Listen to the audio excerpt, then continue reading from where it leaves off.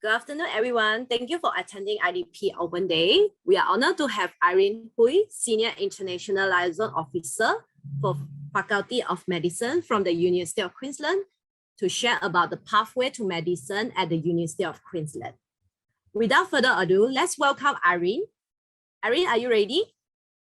You may start your presentation. I'm ready.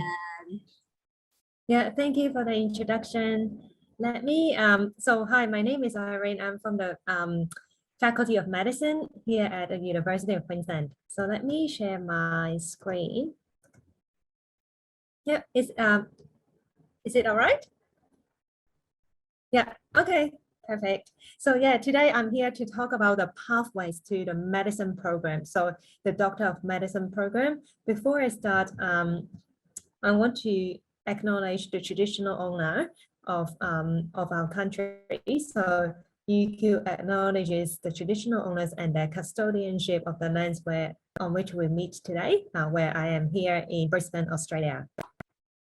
So about our MD program, it is a 4-year program with 1 intake per year. So our semester starts in late January all the way to usually November, December for the academic year. And teaching will be at the St. Lucia campus, the Brisbane Clinical School, and also Rural Clinical School. So if you are familiar with Queensland, we also have clinical schools in different areas such as Rockhampton, Bundaberg, Hervey Bay, and Toowoomba. And for our program, the first 2 years are mainly to learn about the fundamental concepts of medical sciences. You will get early patient contact with patients in the hospital and also in the clinic. You can also take advantage of the research opportunities. So from year 3 to year 4, the teaching and learning will be mainly on the clinical placements for different medical specialties.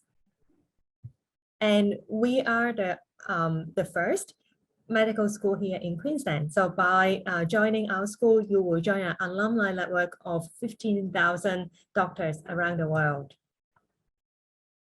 So here is a quick snapshot of our students, our MD students joining the orientation in our grade cohort earlier this year. So we're very, very excited to welcome back for our in-person teaching and learning. And hopefully now with the borders open, we will be able to welcome you in person on our beautiful campus.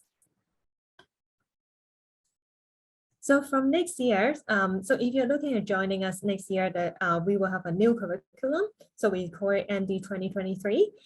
Basically, it means like we are a large medical school, but we know a lot of students want to have more personal contact with their teachers and also with their classmates. So from day 1, you will be joining what we call a learning family for some team-based learning. So I would like you quickly look at this. The descriptions, but basically like starting from year 2, half of the learning will be already in the clinical setting. So you will have patient contacts, you will be observing or undertaking your clinical placements in the hospital or in a clinic setting. And also I want to draw your attention to year 4. So it is a new semester that we introduced in the new curriculum called Transition to Practice. So before you graduate and become an intern in a hospital, you will have the opportunity to actually complete this semester and get a taste of what it looks like to be a pre-intern within a clinical team.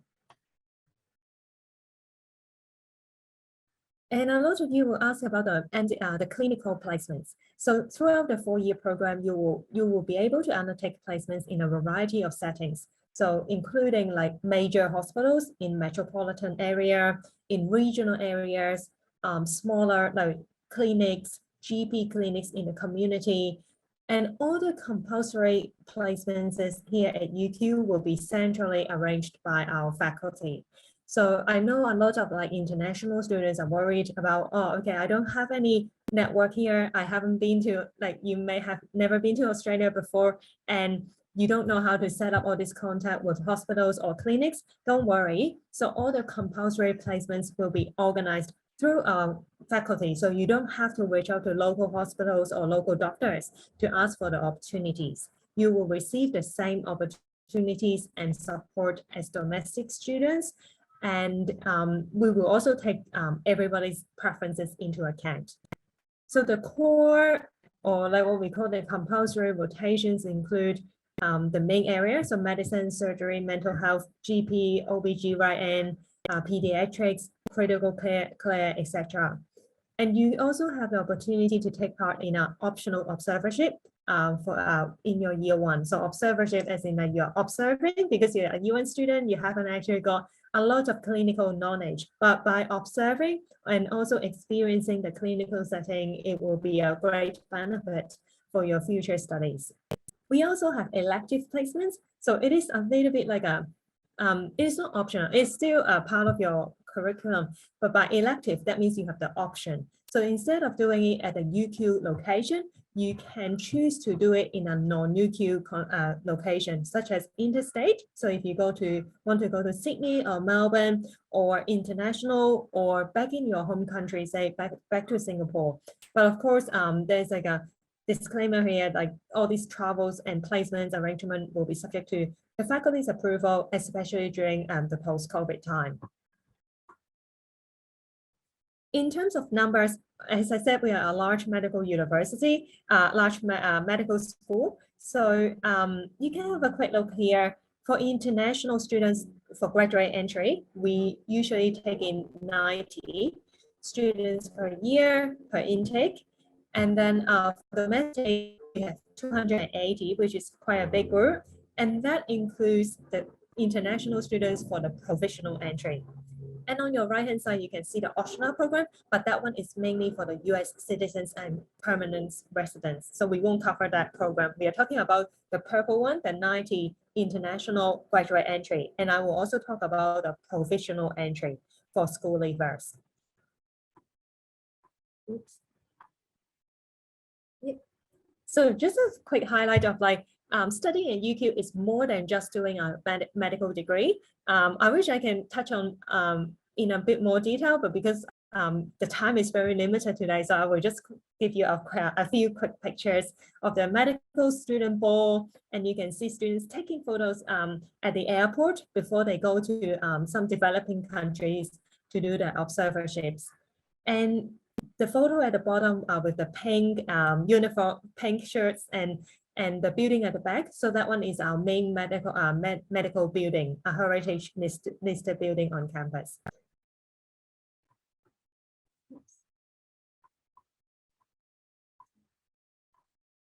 Okay, so I think this one is quite important. A lot of you will be asking about the graduate outcomes. So the majority of our international medical graduates choose to remain here in Australia for their internship training.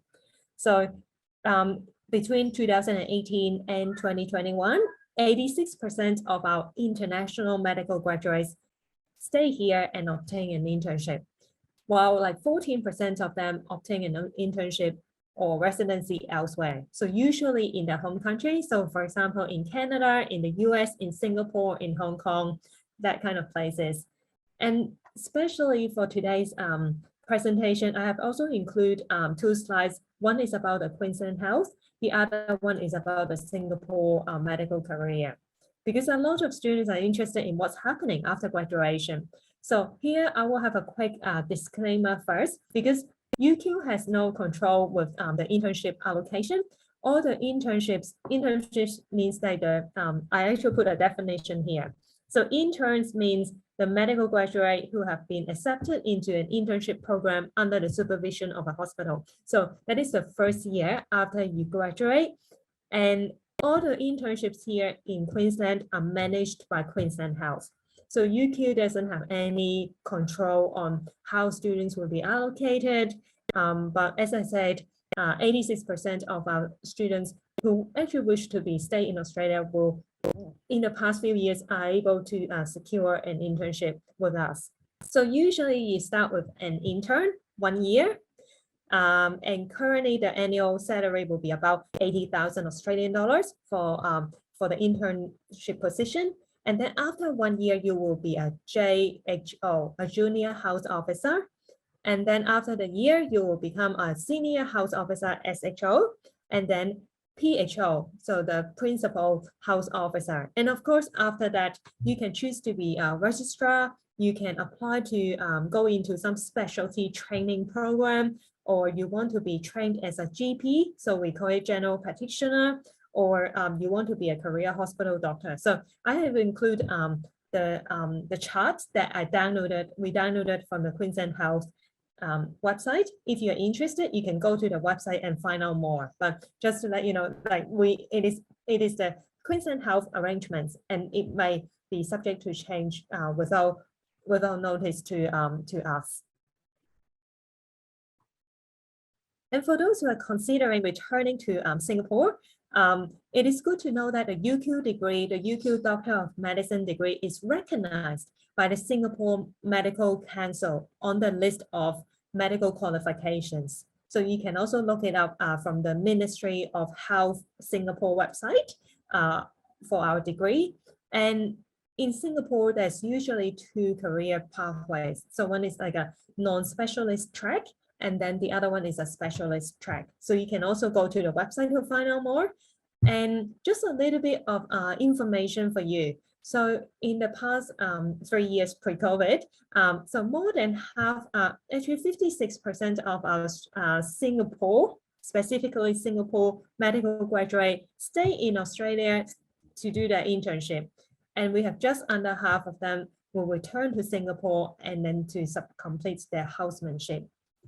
And I have also listed, going through some of the data and listed all these hospitals that our recent graduates have internship at. So the Changi General Hospital, the Institute of Mental Health, KK Women's and Children's Hospital, Singapore General Hospital, and Tan Kok Sen Hospital. So these are all the very well-known hospitals or medical facilities in Singapore. So now I will talk about the entry requirements. So we have we have one intake, but we have two pathways. So the first pathway is what we call the provisional entry, and it is for school leavers, so high school students. And then we also have the graduate entry, and that is for the university graduates. So I will start with the provisional entry first. So the provisional entry is, as I say, for school leavers, it is a minimum of 7 years commitment. So 4 years for the bachelor's degree, 3 years for the bachelor's degree and 4 years for the Doctor of Medicine. And you can only apply for provisional entry in your final year of your high school. So that means if you already graduate from high school, or you have started working, or you have done some polytechnic studies, you will be looking at graduate entry, and I will talk about that later. But for school leavers, if you're currently in IB, A-levels, and also or doing an Australian curriculum year 12, then you can consider this pathway. So when you apply, you don't have to indicate what bachelor's degree you want to do, but of course it is good if you can think about what kind of bachelor's undergrad degree you want to do.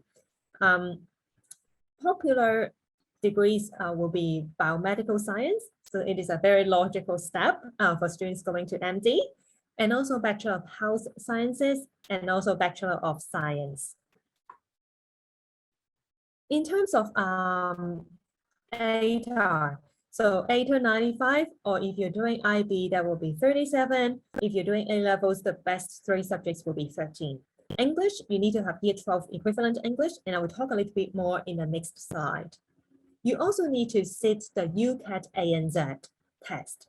So say if you want to enter UQ next year to do the bachelor's degree plus MD this pathway, you need to take the UCAT this year, and the testing period will be from July to August. And there are actually testing locations. We have checked with UCAT in Singapore.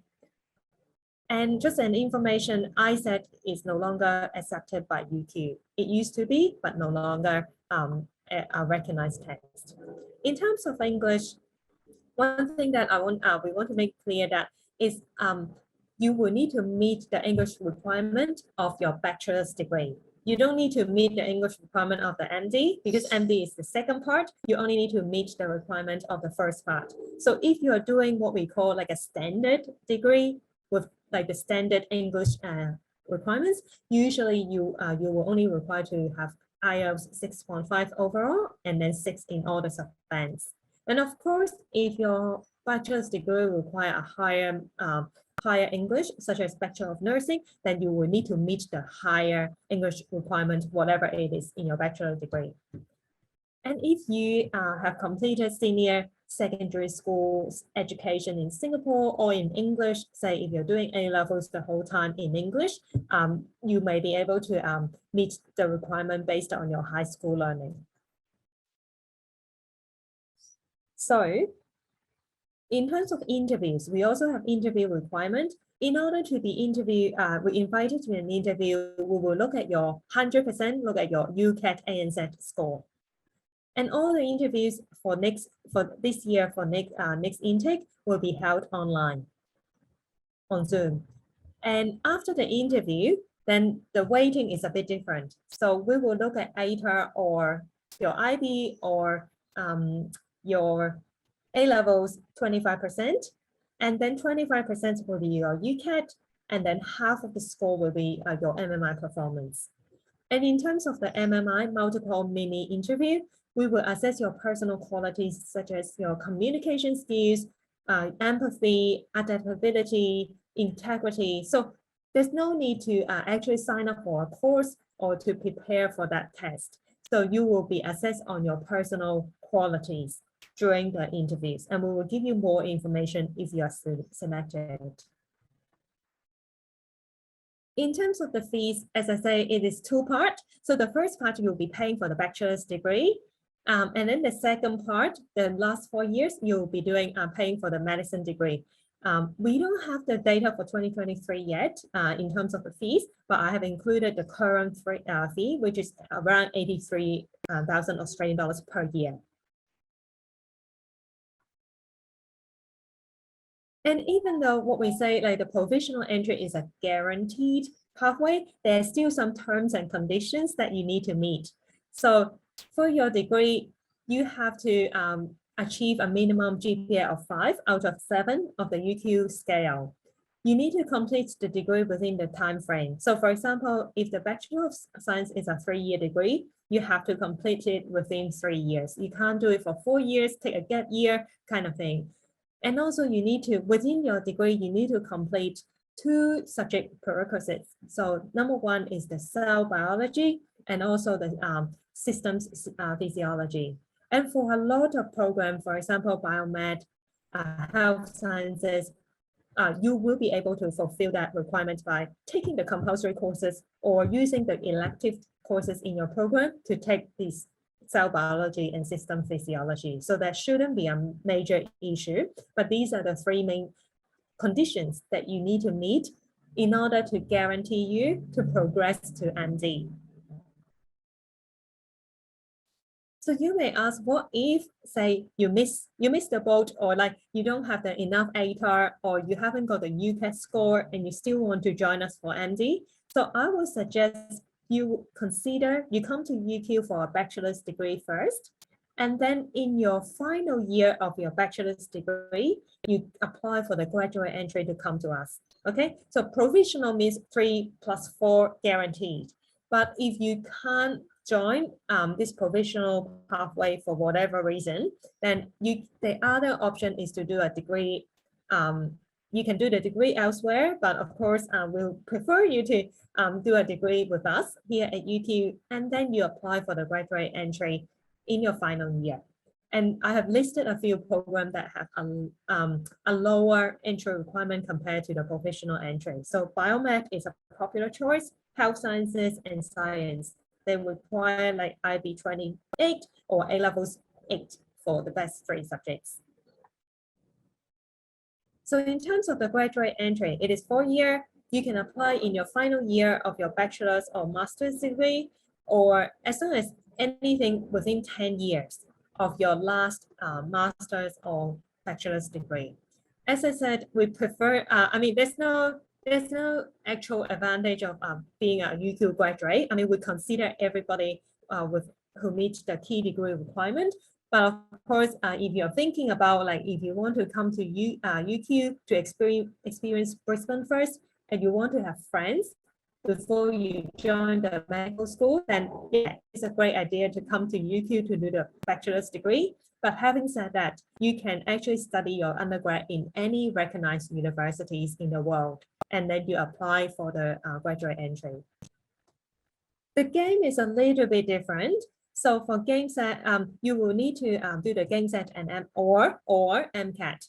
So GameSet 50 in each session. And for our coming intake, these are the sitting that you need to, there's a limited window of the sitting that you can sit. For MCAT, we're considering anything that is 504 or above. GPA, you need to have a 5. And also, it can be a master's degree or a bachelor's degree. Either is fine. And then it has to be completed within 10 years of your prior to your start at UQ. In terms of subject prerequisite, because for the provisional one, you can actually do it at UQ. Sorry, you can actually do it at UQ, but for this one, it depends. So some students I know you have actually done some of the cell biology or systems physiology courses when you are doing the undergrad. And if it is within the past 10 years, it can be assessed to see whether if it meets the requirements. So you can see the table, and we have already pre-assessed and pre-approved some NUS, so National University Singapore, and also Nanyang Technological University degrees and courses. So I'm happy to share. So if anyone is interested in all these links on our slides, I'm happy to share our email address at the end, and then you can email us for a copy of some of these links that will be useful for you. And in the rare cases that say if you're doing an undergraduate that doesn't cover these two programs, these two courses, we actually have some recommended online courses that you can take. And then after you finish that, you can show us the certificate, and then it will also be counted as meeting the prerequisites. And if you are interested in finding more about that, feel free to email us later or like talk to the IDP counselor for more information. So I'm not going to list everything here. English. So this one is a graduate entry. So you come directly to the medicine program. So that's why the English requirement is higher. So IELTS overall is 7, and then all the skills will be a 7. Or we also accept TOEFL, PTE. And if you have done high school or your master's degree or your bachelor's degree in an English-speaking country within 5 years, we can also consider that. So make sure you have a chat with the IDP counselor, and they are very familiar with all these UQ requirements. Again, you need to do an interview. The selection will be slightly different. We were looking at 50% GPA and 50% GameSet MCAT in order to go into the interview. And after the interview, the main part will be the MMI score. So the interview score will be half of that, and then 25% GPA and 25% GameSet.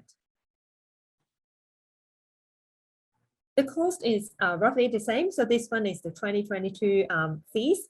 And you can check our website later on for the new fees.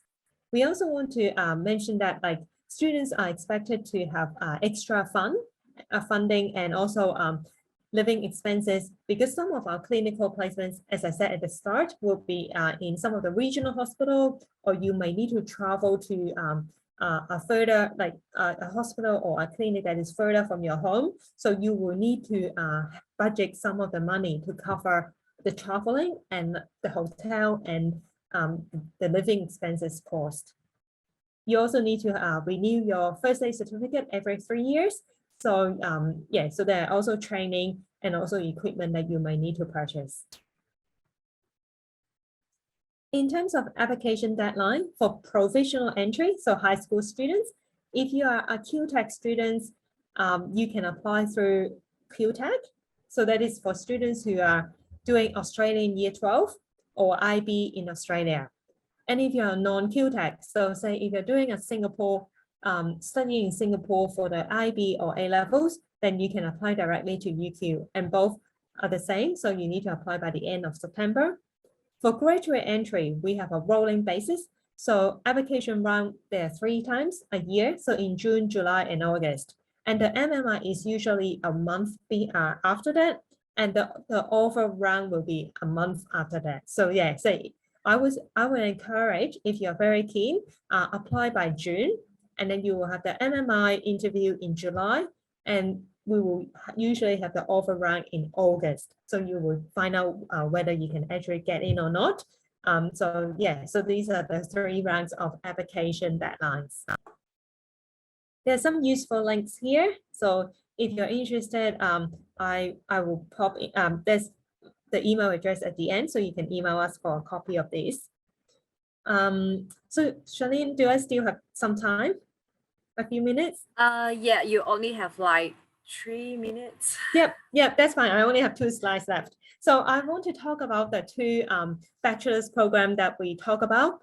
Of course, you can choose different options, but these are the most popular ones. So Bachelor of Science, 3-year.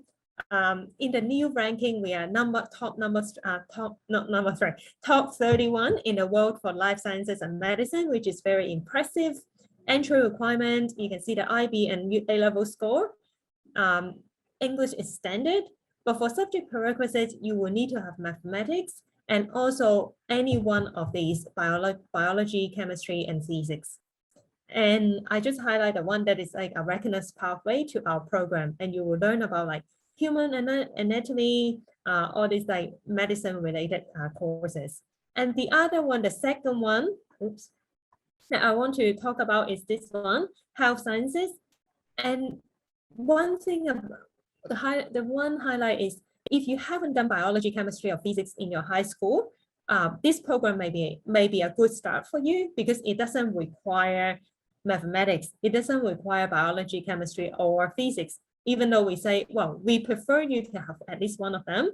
But unlike the biomedical science, which you have to have mathematics and physics, chemistry, biology, any one of them, this one doesn't require that. And it has a major in clinical health, where it is a logical and the most popular pathway to the doctor of medicine. So I would suggest, if students, you're looking at what kind of undergrad, if you already have science and mathematics background and interested in biomedical science, go for biomedical science. But if you don't have those background, you can also consider health sciences, because it's related and it doesn't have the science prerequisite for you to get started. Once you join us, choose the clinical health pathway, and it will prepare you. It has a lot of like chemistry, biology courses. It will prepare you and give you a good foundation for our MD studies. And I know time is very tight. Before we finish, as I said, this one is the email address. So if you have any specific questions, because of the session is very tight, we don't have time to go through the questions one by one. So if you want some of these copy and links, or if you have any specific questions, you can talk to the IDP or our YouTube booth, or if you like, you can also email us in this generic email, and we will try our best to answer your questions. That's it. Okay, thank you, Irene. Actually, there's one question, a very quick one. Yep. Would you able to see the questions at the Q&A session? Yep, I can see how many international students UQ accept. So yeah, so that one is 90. We accept 90 international students through the graduate entry pathway each year. Okay, thank you. Okay, if all of you have any question, actually can visit our events, which I already pasted the link at the chat. Yeah, you can visit the UQ booth and continue to speak to the UQ representative. Right. Thank you so much, everyone. Thanks for your time, Irene. Thank you. We will need to proceed to the next seminar. That's fine. So, yeah. And it's right now. Yeah. Thank you very much. Thank you, everyone. Thanks for all your support, and yeah, see you, everyone.